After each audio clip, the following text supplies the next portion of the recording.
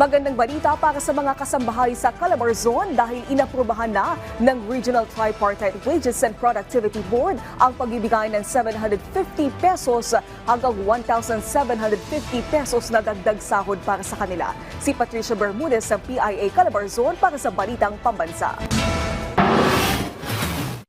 Makakatanggap ng aumento sa sahod ang mga domestic workers sa Calabarzon mula ngayong ika-7 ng Marso.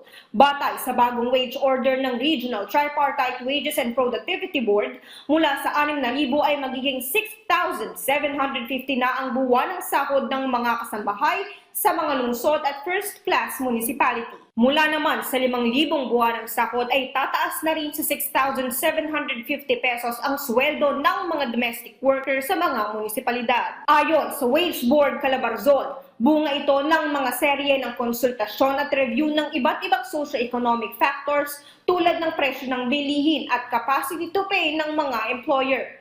Kabilang sa mga mabibigyan ng salary adjustment ang lahat ng kasambahay na live-in at live-out, mga helper, yaya, cook, hardinero, laundry personnel at iba pang domestic worker. Paalala naman ng Wage Board, kinakailangang maibigay ng cash ang sahod ng mga kasambahay kada buwan.